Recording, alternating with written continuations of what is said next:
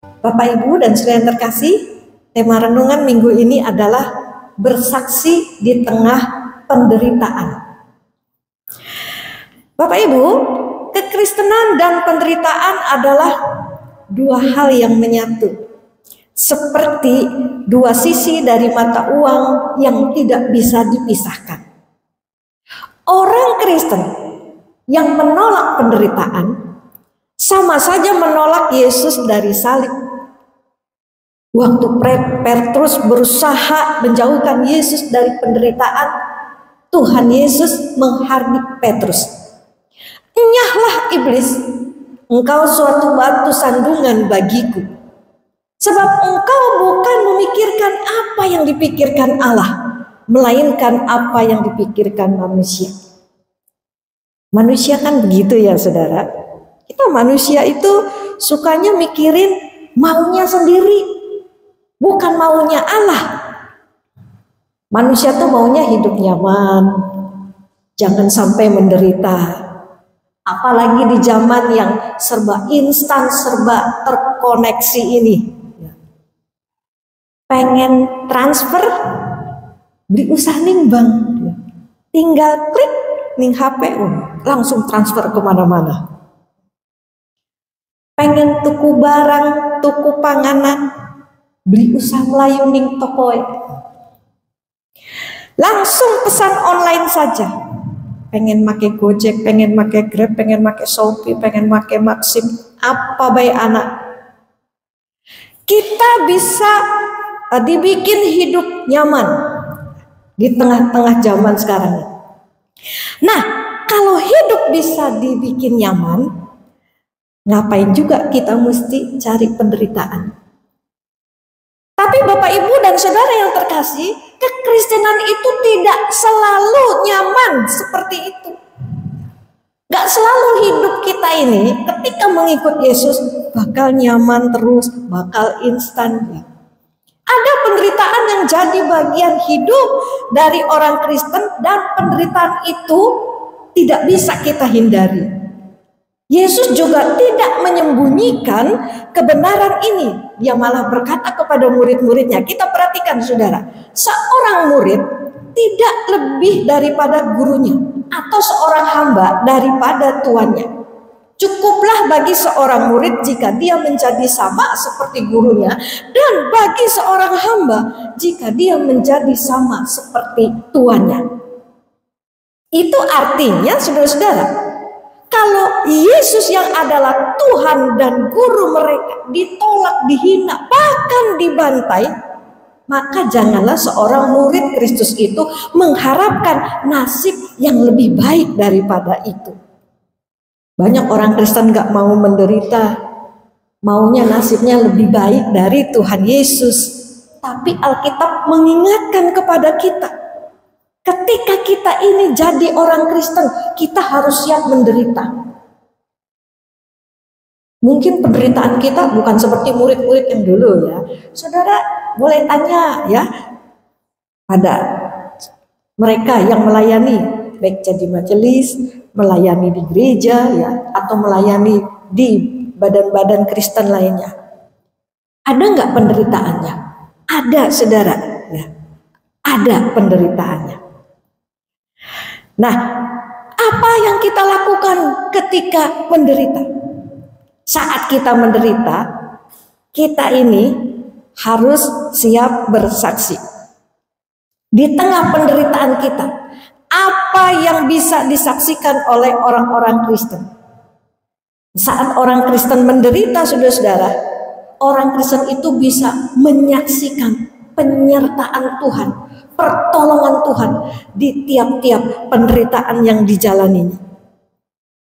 Bapak, Ibu, dan saudara yang terkasih, Injil Matius pasal 10 berisi pesan Yesus pada murid-muridnya yang akan diutusnya untuk bersaksi menderitakan Injil. Kalau sebelumnya Injil itu masih tertutup untuk kalangan murid Yesus saja, sekarang Tuhan Yesus terang-terangan berkata kepada murid-muridnya, Injil itu harus dibuka, harus diberitakan secara terbuka, secara terang-terangan. Nah, kalau sudah terang-terangan, murid-murid Yesus harus siap. Siap apa saudara? Siap menderita. Kenapa? Karena pasti banyak orang akan menentangnya dengan keras. Gimana nggak ditentang dengan keras saudara ya? Murid-murid itu harus menyaksikan Yesus yang bangkit dari antara orang mati. Yesus yang naik ke sorga lalu duduk di sebelah kanan Allah. Padahal sebelumnya mereka hanya melihat Yesus itu sebagai seorang anak tukang kayu yang lalu melayani orang-orang di sekitarnya seperti seorang nabi. Mereka harus memberitakan bahwa Yesus itu mengampuni para pendosa dan dapat memulihkan hidup manusia berdosa. Berita seperti ini saudara-saudara, tidak ada orang yang bisa menerimanya. Kenapa?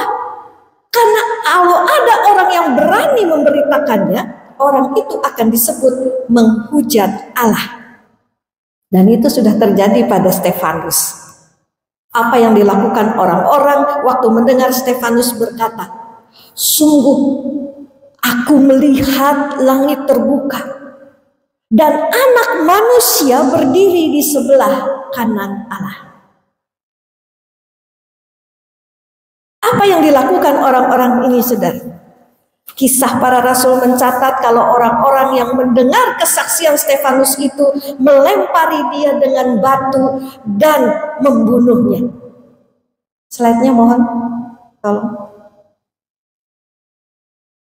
Dalam Kisah 7 ayat 57 sampai 8, di situ disebut, maka berteriak-teriaklah mereka dan sambil menutup telinga serentak menyerbu dia.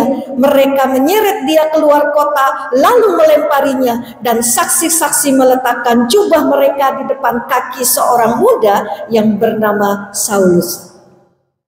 Stefanus dilempari batu hanya karena menyaksikan bahwa dia melihat Yesus duduk di sebelah kanan Allah. Sakitnya kayak apa saudara? Dilempari batu sampai mati. Itu nggak langsung meninggal seketika.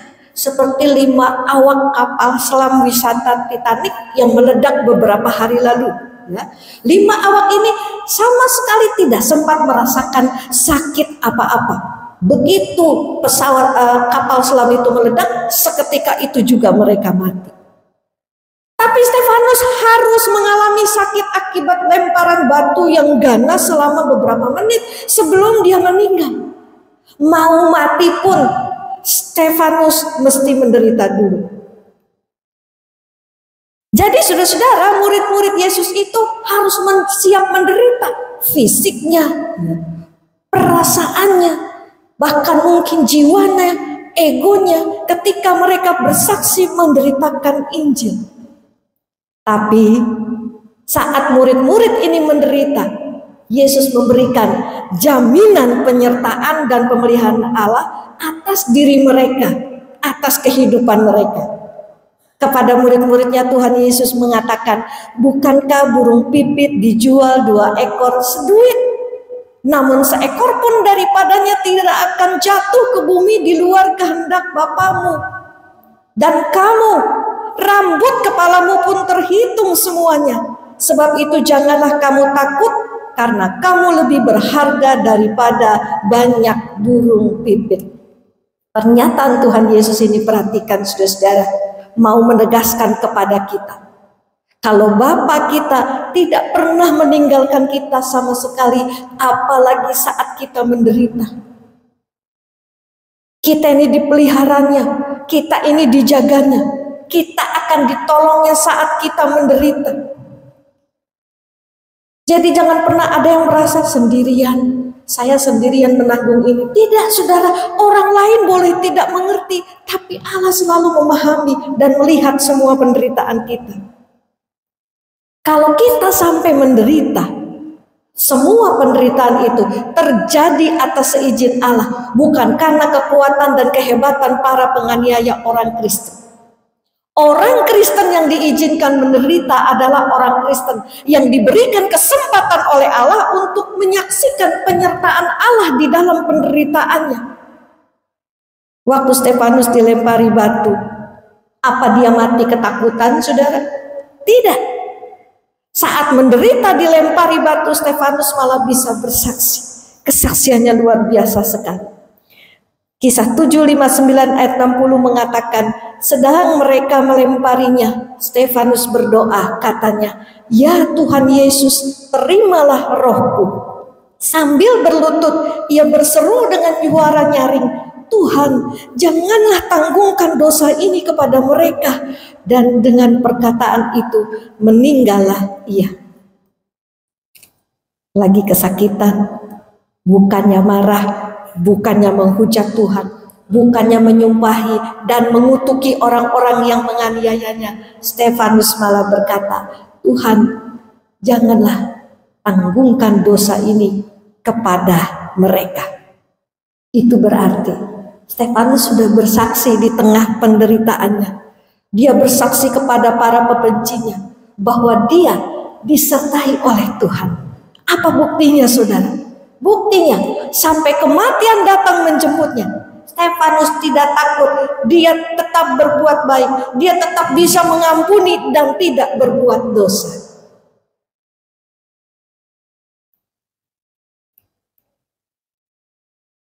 Bapak, Ibu, dan saudara yang terkasih, ngomong-ngomong tentang bersaksi, biasanya apa sih yang disaksikan banyak orang Kristen zaman sekarang? Biasanya orang Kristen itu bersaksi tentang kemenangan imannya saat melewati masalahnya. Kalau masalahnya sudah selesai, biasanya orang Kristen itu bersaksi. Ya. Sakitnya sembuh, bersaksi. Hutangnya lunas, bersaksi. Lolos dari kecelakaan, bersaksi. Dan lain sebagainya. Apa ada orang Kristen bersaksi di tengah masalahnya, di tengah sakitnya, di tengah deritanya? Harusnya ada, saudara. Karena justru di tengah sakit, di tengah masalah, di tengah derita, orang Kristen itu jika bisa bersaksi, kesaksiannya malah lebih menguatkan dan lebih jadi berkat. Kesaksiannya bukan cuma menguatkan, tapi bisa menarik orang percaya kepada Yesus. Itu banyak terjadi loh, saudara-saudara ya, di tengah kehidupan orang Kristen. Beberapa bulan lalu saya ditelepon seorang poluan kenalan saya yang bertugas di daerah Banten. Dia minta didoakan karena sudah ditunjuk masuk tim utusan PBB ke Afrika. Sekarang masih di Afrika ya sudah. Poluan ini dari keluarga Muslim.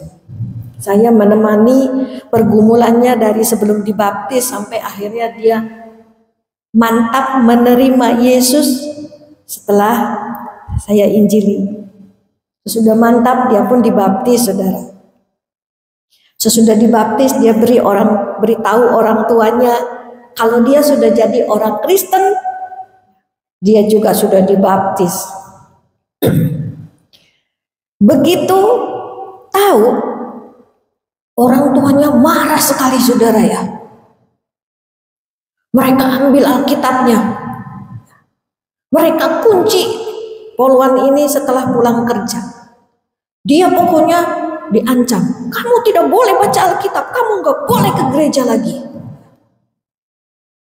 Selama berhari-hari dia diperlakukan seperti itu ya, sampai dia tidak tahan sendiri ya, dan akhirnya dia keluar dari rumahnya dan menginap di rumah temannya yang Kristen karena dia tidak bisa tidak ke gereja ya. Dia menghubungi saya waktu itu, saudara. Di tengah penderitaannya, dia berkata kepada saya, meskipun orang tua saya membenci saya tetap berdoa buat mereka, Bu Susi. Saya tetap mengasihi mereka. Dan saya sudah bilang kepada bunda dan ayah saya di depan orang tuanya. Poluan ini berkata, sekalipun ayah dan bunda marah terhadap saya tetap mengasihi ayah dan bunda. Nah, inilah kesaksian poluan ini kepada keluarganya. Dia nggak pernah lawan, dia nggak pernah bantah orang tuanya. Nah, apa yang dilakukan oleh Poluan ini dilihat oleh ketiga adiknya. Adik-adiknya ini mulai penasaran.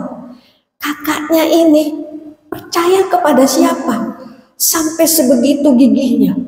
Tidak melawan, tetap bisa menerima perlakuan orang tua mereka. Lalu salah satu adiknya mulai tanya soal imannya kepada Kristus. Kenapa dia sampai mau percaya kepada Kristus? Ya. Adiknya mulai baca Alkitab, mulai ikut ke gereja. Nah, penderitaan Poluan ini bukan cuma sampai di keluarganya, saudara-saudara, tapi di tempat dinasnya dia juga mulai dibully, mulai difitnah. Orang mulai melihat dia. Kamu dulu pakai kerudung, sekarang kenapa enggak? Kamu dulu ikut kami sholat, sekarang kenapa enggak? Imannya mulai dipertanyakan. Saya khawatir dia tidak bertahan ya menghadapi penderitaannya. Tapi lalu dia berkata kepada saya tidak peduli Bu Susi kalau teman-teman sesama polisi mulai membuli dan memfitnah saya. Saya juga siap. Kalau karena perpindahan keyakinan saya ini, saya tidak dikirim sebagai utusan PBB ke Afrika. Dia tidak pernah membalas perbuatan jahat teman-temannya. Dia menerimanya dengan diam, dia berdoa, ya, dia dengan ikhlas menjalaninya. Nah, di tengah penderitaannya ini, Poluan ini menyaksikan bahwa Kristus itu sungguh menyertai dia.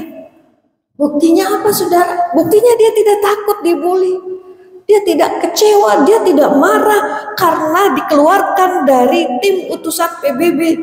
Dia juga tidak balas teman-temannya yang membulinya. Akhirnya Tuhan membelanya. Dia bisa dikirim ke Afrika dan di sana tetap rajin mengikuti ibadah yang diadakan khusus untuk orang Kristen. Bapak, Ibu, dan saudara yang terkasih, ketika orang Kristen menderita, di tengah deritanya itu dia tetap berbuat baik. Dia tetap bisa mengampuni orang-orang yang membuatnya menderita. Dia tetap melakukan firman Tuhan. Itu berarti dia sudah menyaksikan penyertaan Tuhan dalam hidupnya. Dan kesaksiannya itu akan memberkati orang-orang di sekitarnya. Mereka akan bertanya-tanya, siapa Tuhan yang dipercaya oleh orang Kristen? Sampai di tengah penderitaannya, orang Kristen itu tetap dapat berbuat baik dan tetap jadi berkat. Siapa Tuhan yang dipercaya orang Kristen? Sampai ketika sakit parah pun tetap bisa melayani sesamanya. Dirinya sendiri sedang berjuang melawan kanker, tapi bisa menguatkan orang yang sehat. Dirinya sendiri sedang dilanda berbagai musibah, tapi bisa menghibur dan menguatkan orang yang sedang sakit dan berduka. Saudara-saudara, kalau saat ini kita sedang menderita karena diterpa banyak masalah dalam keluarga kita, masalah di dalam usaha pekerjaan kita diserang banyak sakit penyakit, kita mengalami kekurangan dan banyak penderitaan lainnya. Ingatlah saudara, tetaplah bersaksi. Saksikanlah Tuhan yang selalu menolong saudara.